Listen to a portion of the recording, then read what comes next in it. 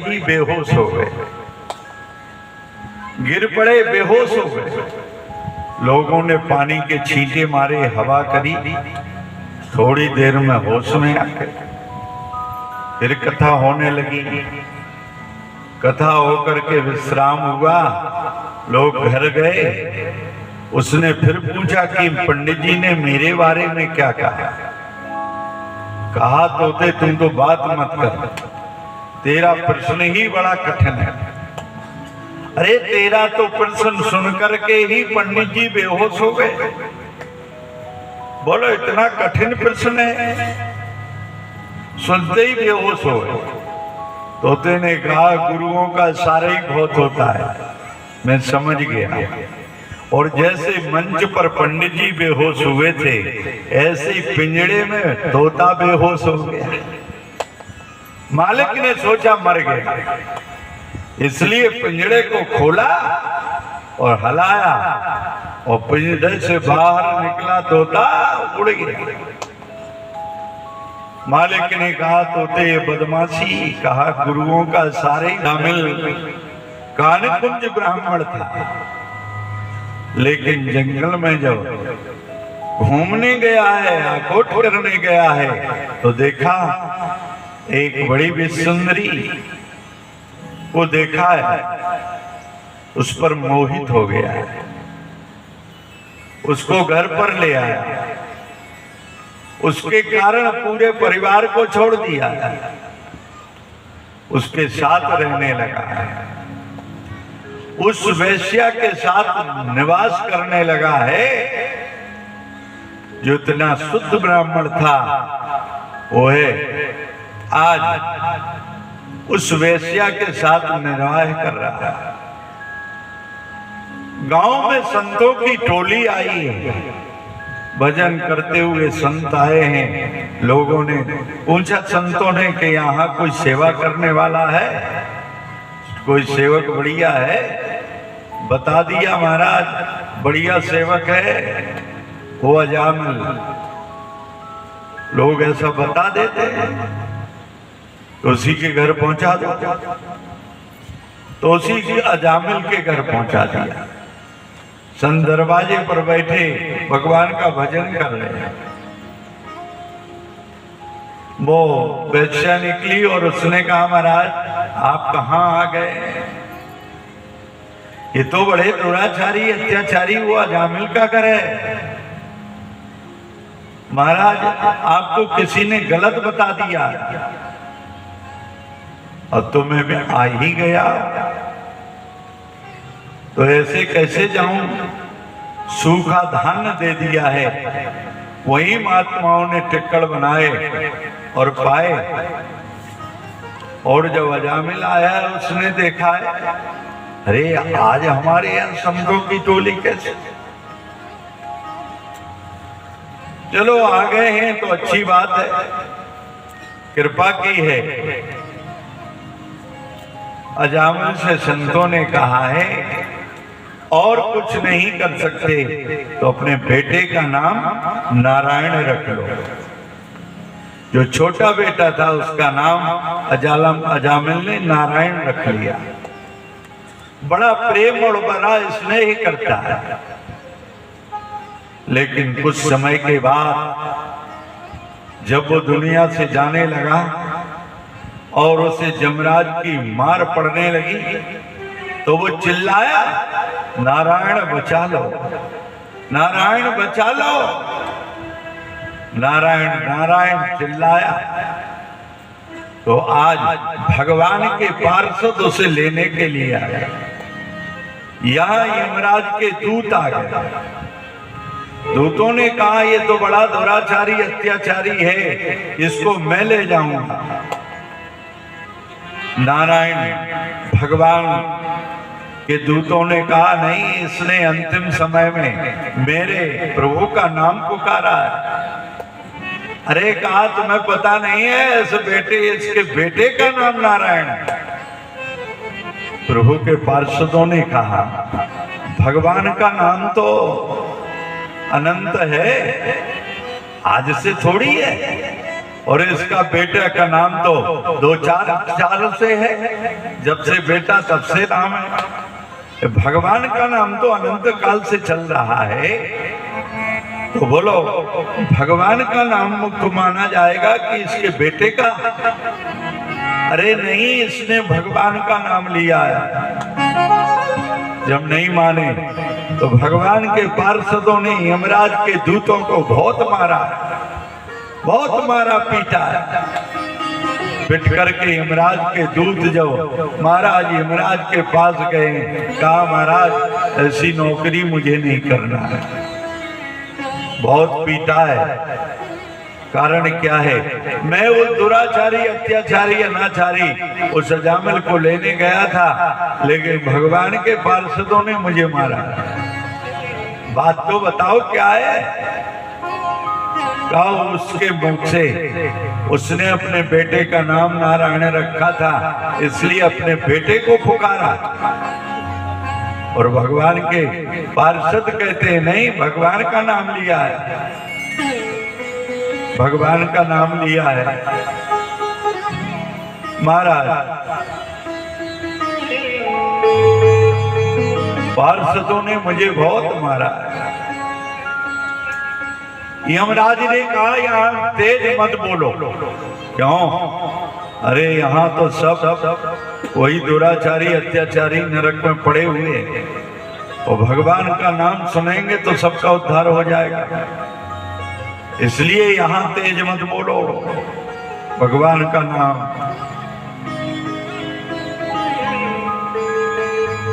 और जब भगवान का नाम लिया था और तुमने सुन लिया था तो तुम भाग आते। भगवान के नाम में बड़ी शक्ति है।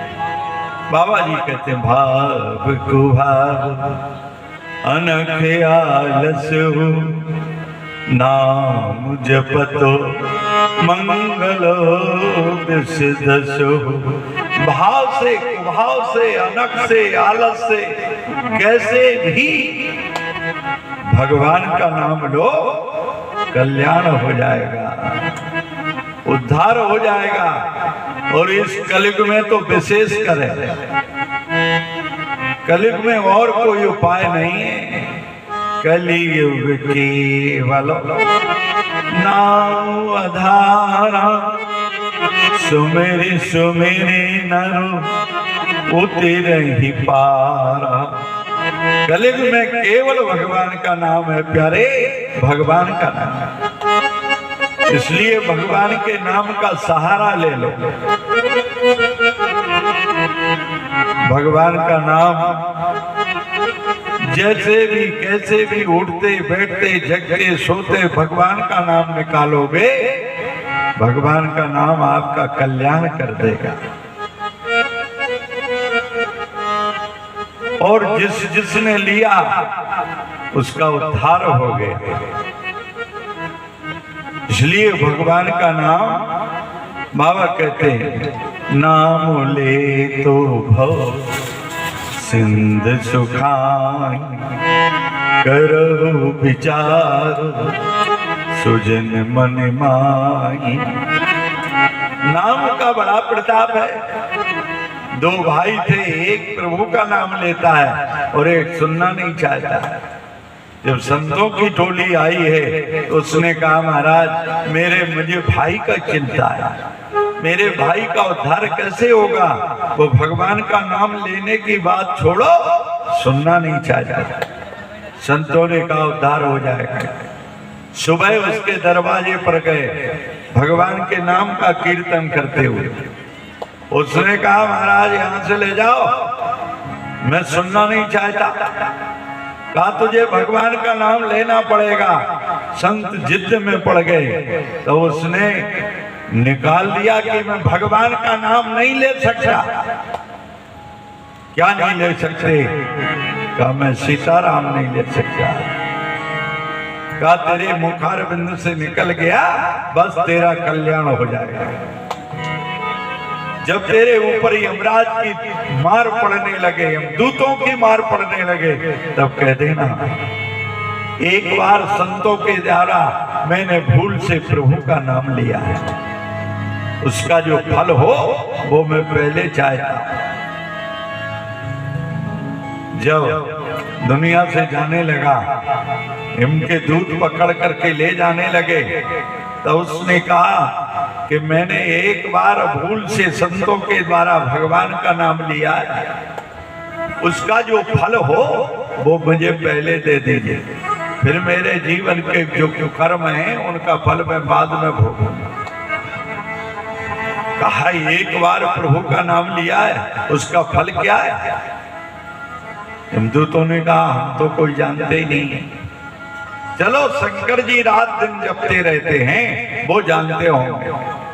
तुम पुण्य राम राम दिन राति, सादर जपहु अनंग अराती। शंकर जी केवल अकेले नहीं जपते, उनका पूरा परिवार प्रभु का नाम जपता है। गणेश, स्वामी कार्तिकेय, पार्वती सब भगवान का नाम का जाप करता है। प्यारे पूरा परिवार भगवान के नाम का जाप करेंगे तो वो घर घर नहीं, वो मंदिर बन जाएगा। इसलिए घर को ही मंदिर बनाओ। मंदिर और घर में कोई ज्यादा अंतर नहीं है, थोड़ा ही अंतर है। देखो, जिस चीज का घर बना है उसी का मंदिर बना है। मंदिर में भी सीमेंट लगा है, मंदिर में सरिया लगा है, मंदिर में ईंटा लगा है, यही तो लगा है। और यही घर में लगा है, सरिया, गिट्टी, सीमेंट, ईंटा, इसी का घर बनता है और इसी का मंदिर बनता है। तो अंतर कितना है? जब व्यक्ति घर में होता है तब उसे शांति नहीं मिलती, अशांति में रहता है। जब व्यक्ति घर में होता है तो अशांत रहता है, लेकिन वही व्यक्ति जब मंदिर में बैठता है तो उसे शांति मिलती है। मंदिर में अंतर तो कुछ नहीं है। फिर कारण क्या है? कारण ये है कि मंदिर को आपने भगवान का माना है और घर अपना माना है। पूछो मंदिर किसका है? हनुमान जी बैठे हैं तो तुरंत कह दोगे हनुमान जी का। मंदिर किसका है? भगवान श्री राम का। मंदिर किसका है? भगवान कृष्ण बैठे तो राधा कृष्ण का। मंदिर किसका है? भगवान शंकर का। मंदिर में जो देवता बैठा है उसी का नाम लोगे। मंदिर भगवान का मानते और घर पूछेंगे ये घर किसका है, तुरंत कहोगे हमारा। बस अंतर इतना ही है। मंदिर को तुमने भगवान का माना है और घर को अपना माना है। जिस दिन प्यारे घर को भी तुम भगवान का मानने लगोगे, उस दिन घर भी तुम्हें शांति देने लगेगा, शांति देने। वो घर है भगवान का, मानते हो तो रहो 500 वर्ष, रहते क्यों नहीं हो? फिर 50, 60, 70 ही साल में छोड़ के चले जाते हो। कोई 80, 90 तक चला जाता है, छोड़कर तो जाना पड़ता है। जब घर तुम्हारा है फिर छोड़कर क्यों जा रहे हो? घर तुम्हारा नहीं है, घर भी भगवान का है, मंदिर भी भगवान का है। घर को जिस दिन तुम भगवान का मानने लगोगे उसी दिन शांति देने लगेगा। मंदिर में देख लेना, बड़ी ऊपर की सीढ़ी पर बड़े बड़े ठाकुर जी बैठे, फिर मंझली सीढ़ी पर मंझले ठाकुर जी बैठे और छोटी सीढ़ी पर गोल गोल ठाकुर जी बैठे हैं, सालग्राम भगवान बैठे। 3 सीढ़ियां हैं। बड़ी सीढ़ी पर बड़े ठाकुर जी बैठे हैं, मंझली सीढ़ी पर मंझले ठाकुर जी बैठे हैं और नीची सीढ़ी पर छोटे ठाकुर जी बैठे हैं, गोल गोल सालग्राम भगवान। ऐसे घर में भी जो बड़े बड़े हैं वो बड़े ठाकुर जी हैं, सास ससुर जो हैं वो बड़े बड़े ठाकुर जी हैं, और जो देवर हैं वो मजले हैं, वो मजले ठाकुर जी हैं। और जो बाल गोपाल हैं ये बेटी बेटा हैं, ये बाल गोपाल हैं, ये छोटे छोटे ठाकुर जी हैं जैसे सालिग्राम। प्यारे, जिस दिन ये भाव तुम्हारे हृदय में आ जाएगा उस दिन ही तुम्हारा घर मंदिर बन जाएगा, मंदिर बन जाएगा, और वो शांति देने लगेगा और तुम्हें शांति प्राप्त हो जाएगी। एक व्यक्ति जीते जी स्वर्ग जाना चाहता था, और यमराज से किसी ने जाकर के कहा, महाराज ये काली खोपड़ी वाले का बड़ा चमत्कार है।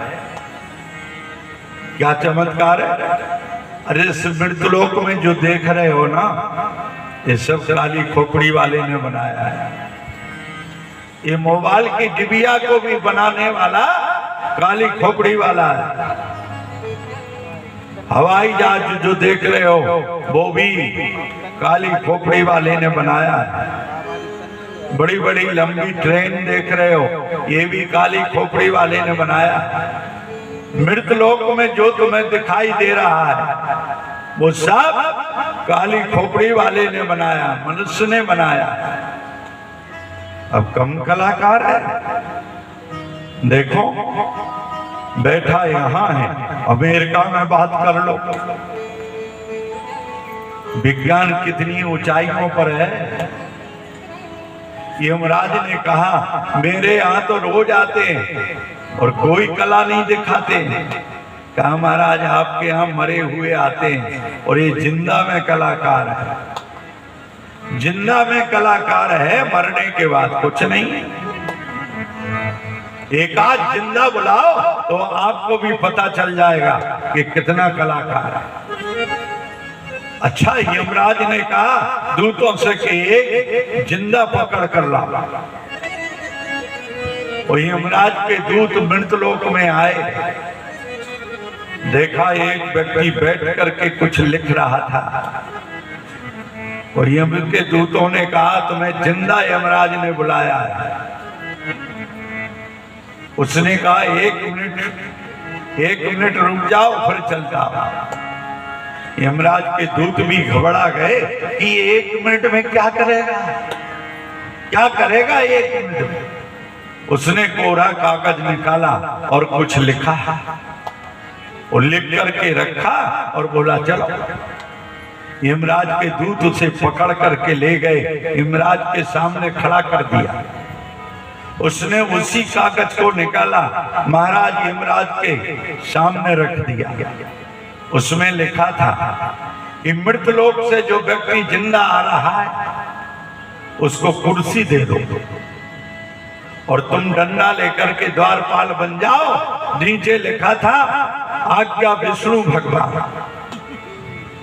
किसकी आज्ञा है? विष्णु भगवान। दस्तखत तो ये बना लेता है। यमराज डंडा लेकर के द्वारपाल बन गए और वो जाके कुर्सी पर बैठ गए, और उसने कहा सुनो, मृतलोक से आने वाला व्यक्ति कोई नरक नहीं जाएगा, साफ स्वर्ग जाओ। क्यों? हमारी पार्टी के आदमी हैं, हम मृतलोक से आए हैं और वो मृतलोक से आ रहे हैं, इसलिए सब स्वर्ग जाओ। सब स्वर्ग जाने लगे। स्वर्ग में भीड़ हो गई। लोगों ने कहा, और ब्रह्मा ने कहा जिनके भाग में हमने नरक लिखा उनको स्वर्ग भेज रहा है। यमराज की क्या बुद्धि खराब हो गई? क्या हो गया धर्मराज को कि जिनके भाग में मैंने नरक लिखा उनको भी स्वर्ग भेज रहा है? ब्रह्मा जी ने सोचा चलो चलकर तो देखें हो क्या रहा।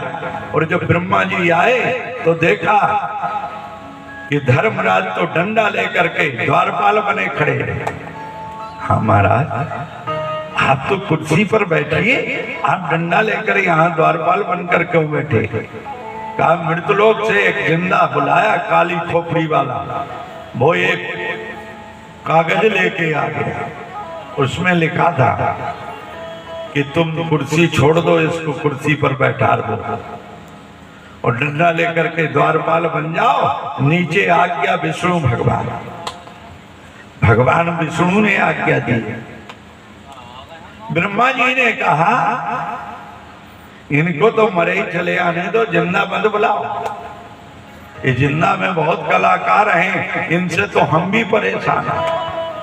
कहा आप तो सृष्टि का सर्जन करते हो और आप भी परेशान हो? कहा हाँ हम भी परेशान हैं। क्या परेशान है? अरे मैंने घोड़े को एक सवारी के लिए बनाया और इसने 2 पहिए का तांगा बना करके घोड़े की जान ले ली। घोड़ा चिल्लाया महाराज मैं परेशान हो रहा हूं, तो मैंने गुस्से में आकर के ऊंट बनाया, बीच में कुंवर बना दिया कि कहां बैठेगा, तो इसने जाकर के ऊंट गाड़ी चला दी और 40-40 क्विंटल लाद करके चल रहा। बोलो हम भी परेशान हैं, इसलिए इनको जिंदे मत बुलाओ, ये साधारण नहीं है। संसार में जो देख रहे हो कलाकृति, ये सब इस मनुष्य की है। जल जहाज बनाने वाला मनुष्य है, हवाई जहाज बनाने वाला मनुष्य है। इसलिए कहा करता है इस मनुष्य ने आकाश में पक्षियों की तरह उड़ना सीख लिया।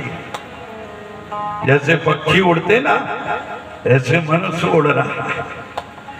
इस मनुष्य ने आकाश में पक्षियों की तरह उड़ना सीख लिया है और जल में मछलियों की तरह तैरना सीख लिया है। जल जहाज में चल रहा है, हवाई जहाज में चल रहा है, लेकिन जो सीखना था वो नहीं सीखा। क्या सीखना था?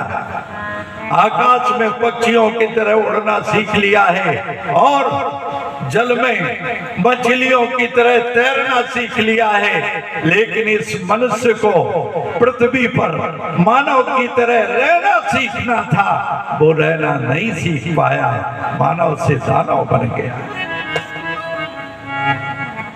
इसलिए प्यारे मानव में मानवता आ जाए, मानव मानव बन जाए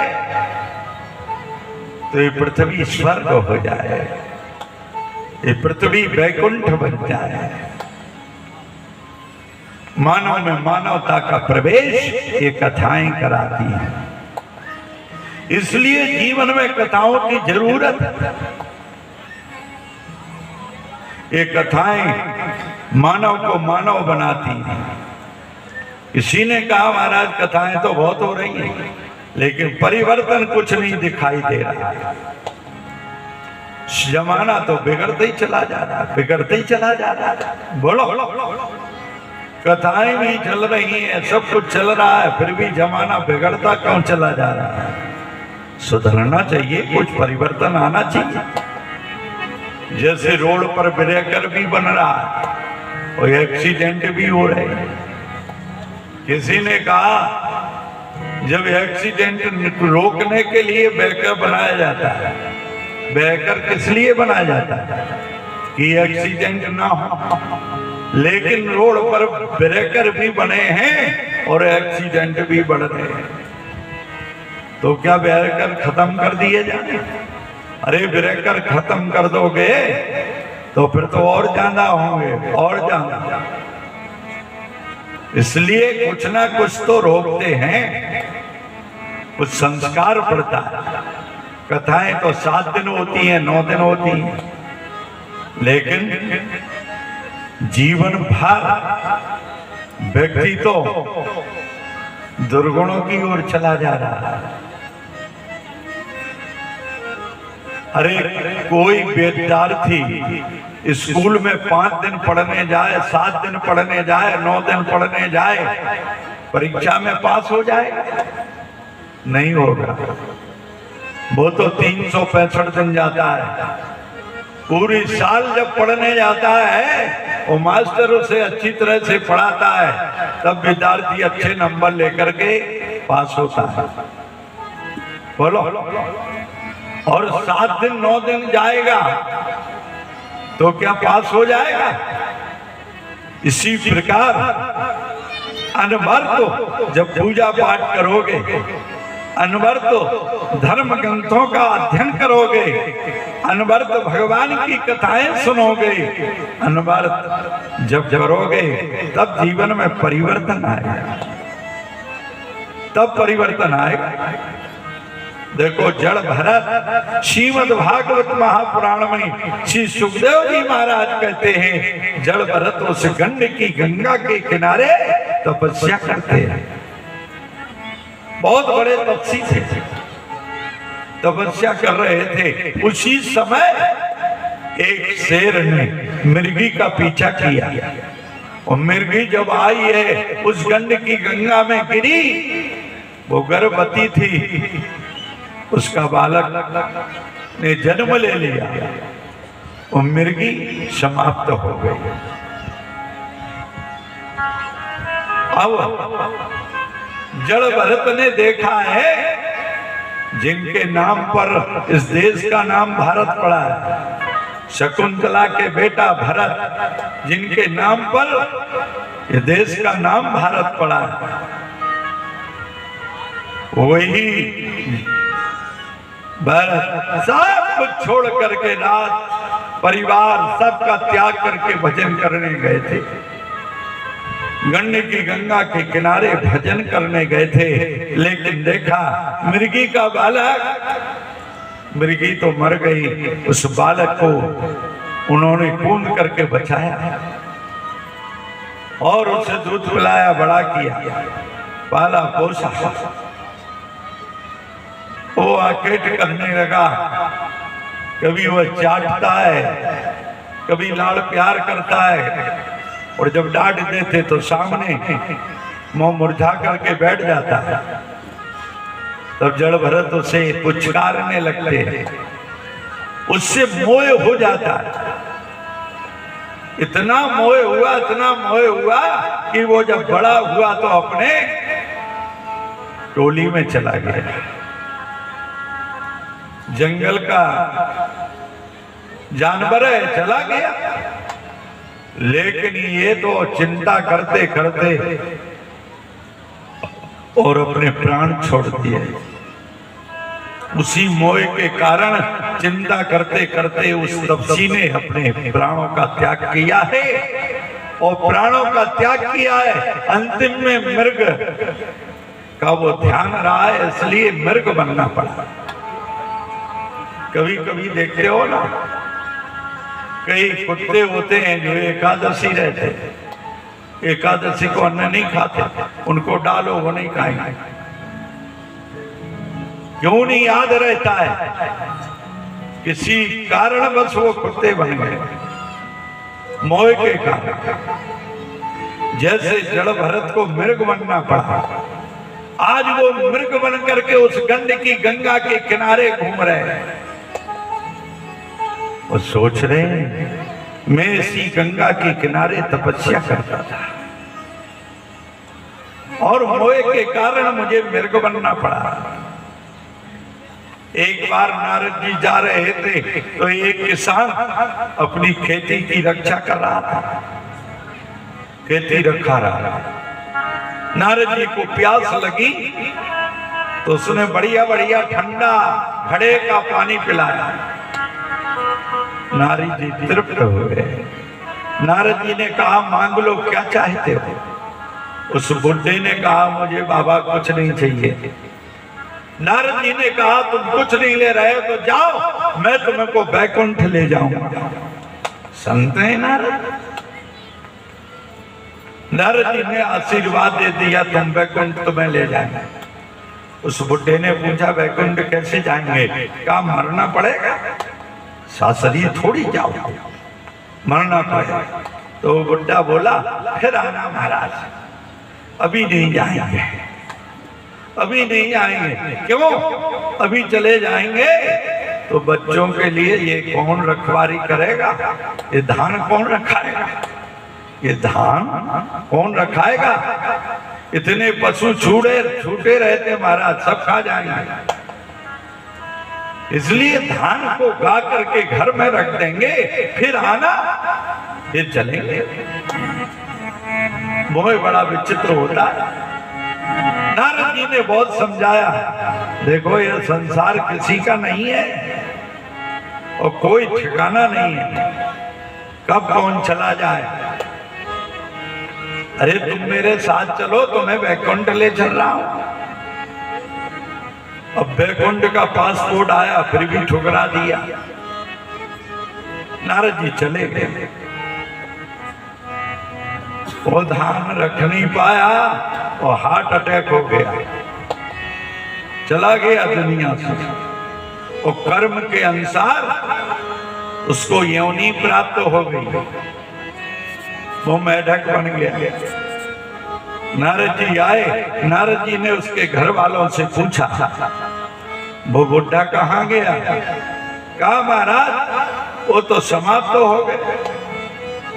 नारद जी पहुंचे हुए संत हैं, इसलिए नारद जी ने नेत्र बंद करके ध्यान किया और देख लिया कि बुढ़ा कहाँ है। और जब नेत्र बंद करके ध्यान किया तो बुढ़ा मेढक बन करके रह रहा।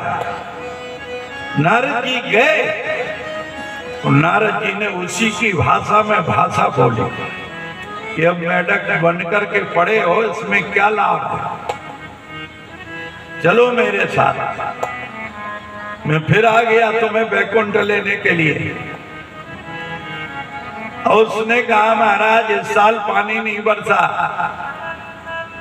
और स्रोत बंद हो रहे हैं और कुएं का पानी सूख रहा है, इसलिए मैं मिट्टी हटा हटा करके स्रोत खोल देता हूं।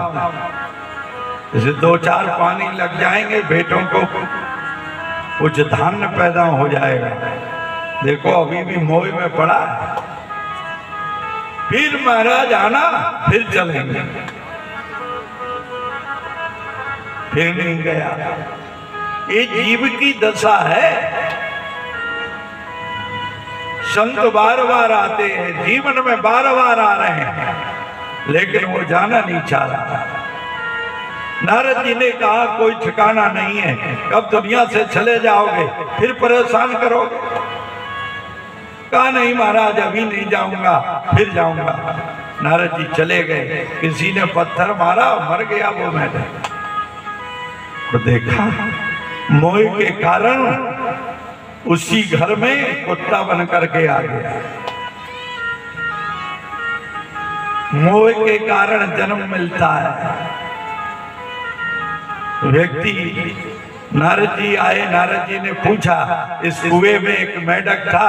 कहा महाराज जब तक वो रहा तब तक कुआं खाली नहीं होता था, जब से वो चला गया अब तो महाराज कुएं खाली ही पड़ा रहता है।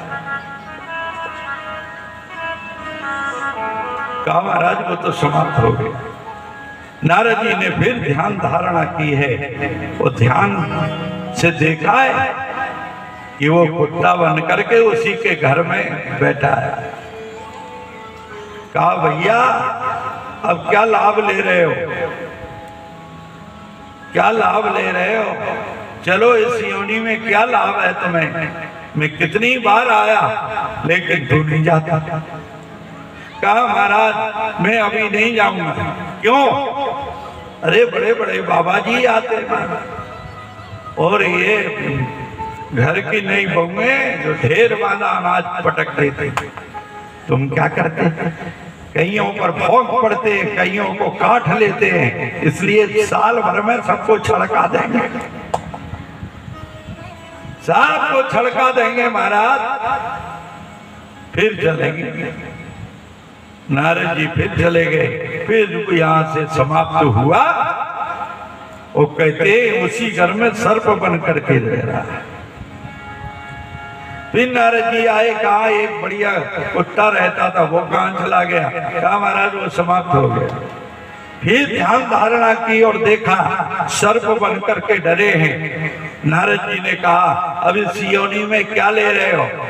बोलो, घसीट रहे हो? और तुम्हें कोई स्वीकार नहीं करेगा। यदि सबसे बता देंगे तुम्हारे घर में सर्प है तो ढूंढ करके मार देंगे।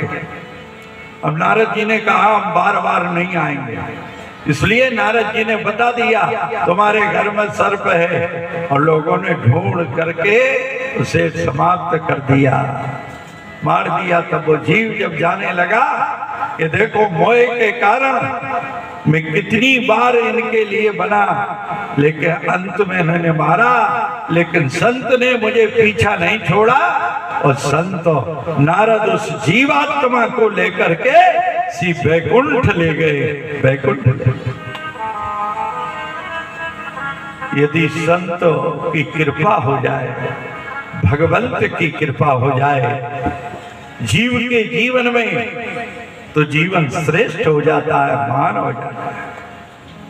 आज नारद जी ने जाकर के कंस से कहा, अरे क्यों बार बार राक्षसों को भेज रहे हो, और तुम्हारे राक्षसों को वो बार बार मार रहे हैं,